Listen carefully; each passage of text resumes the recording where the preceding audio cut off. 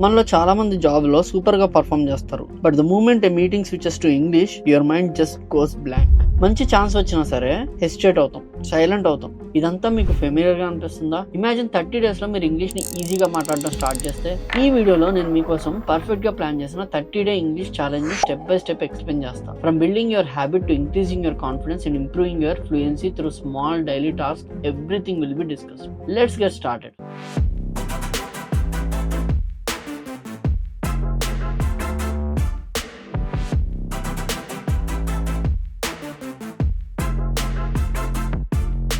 First thing, week 1 build your speaking habit. Week 1 లో మనం ఏం టార్గెట్? సింపుల్ గా ఇంగ్లీష్ ని మీ డైలీలో ఇంప్లిమెంట్ చేయడం. హెవీగా లాంగ్ సెషన్స్ కాకుండా just 10 to 20 minutes daily consistent గా ప్రాక్టీస్ చేస్తే చాలు. డే 1 లో మీరు ఎందుకు ఇంగ్లీష్ నేర్చుకోవాలనుకుంటున్నారో తెలుసుకోండి. Like, why do you want to improve your English? To lead meetings, to crack interviews, to speak confidently with clients. Right down everything. Next మీ phone on చేసి 2 minutes పాటు మీ ఇంట్రొడక్షన్ ని రికార్డ్ చేసుకోండి. మీరు రికార్డ్ చేసిన clip వెంటనే వెనకండి, ఎందుకంటే నేను లాస్ట్ లో చెప్తాను దాని గురించి. అండ్ డే 2 లో మీరు మీ మార్నింగ్ రొటీన్ ని ఇంగ్లీష్ లో మాట్లాడడానికి ట్రై చేయండి. ఐఎమ్ మేకింగ్ కాఫీ, నా ఐఎమ్ చెకింగ్ మెయిల్స్. ఇలా చిన్న లైన్స్ తో డే 2 ప్రాక్టీస్ చేయండి. డే 3 లో మీరు మిర్రర్ ముందు నిలబడి ప్రొఫెషనల్ ఇంట్రొడక్షన్ ప్రాక్టీస్ చేయడం స్టార్ట్ చేయండి. Like, good morning, my name is Krishna, I work as a software engineer అని సింపుల్ గా స్టార్ట్ చేయండి. డే 4 లో మీ జాబ్ గురించి 10 minutes మాట్లాడండి. ప్రాజెక్ట్ ఏంటి, ఛాలెంజెస్ ఏంటి, డైలీ రెస్పాన్సిబిలిటీస్ ఏంటి. ఈ విధంగా మీరు ప్రాక్టీస్ చేస్తే మీకు రియల్ లైఫ్ లో బాగా యూజ్ అవుతుంది. డే 5 లో take 5 minutes to talk casually about your weekend plans. These light topics help your English flow more freely.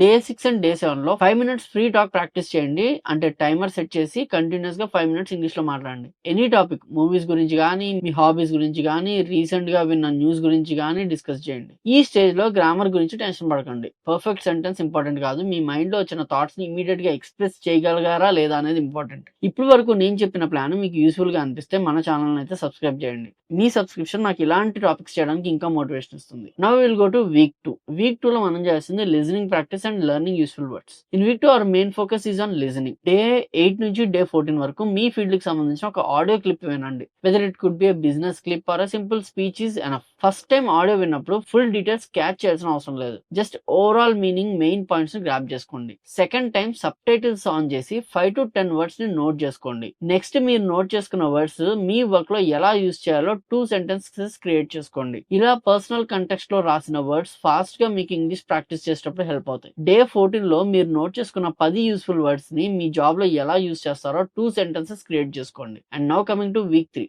Building confidence and fast thinking practice.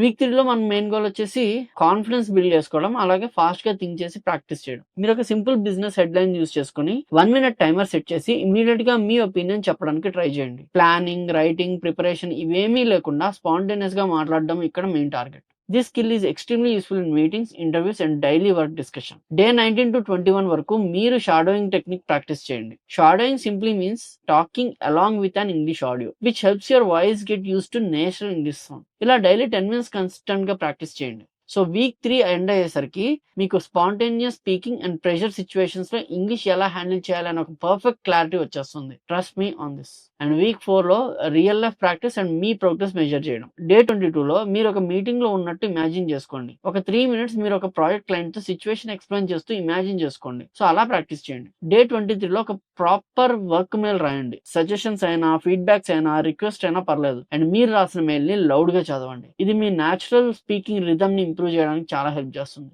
Day 24 నుంచి 27 వరకు పాసిబుల్ అయితే ఒక పర్సన్ తో 15 minutes English conversation try చేయండి. లేకపోతే interview questions pick చేసి self practice అయితే చేయండి. డే 28 లో డే 1 రికార్డ్ చేసిన ఫస్ట్ ఆడియో ఏదైతే ఉందో నేను దాన్ని చెప్తాను కదా, అది ఇప్పుడు అదే ఇంట్రడక్షన్ మళ్ళీ రికార్డ్ చేయండి. దీని వల్ల మీకు డే 1 లో మీ ఇంగ్లీష్ స్పీకింగ్ ఎలా ఉంది, ఇప్పుడు ఎలా ఉంది అనే క్లియర్ ఐడియా వచ్చేస్తుంది. డే 29 లో 2 clips ని బ్యాక్ టు బ్యాక్ విని ఫ్లో కాన్ఫిడెన్స్ తో ఎలా మాట్లాడాలో రికార్డ్ చేసుకోండి. And by day 30 you will complete the challenge. Pick your most effective habit and keep it going.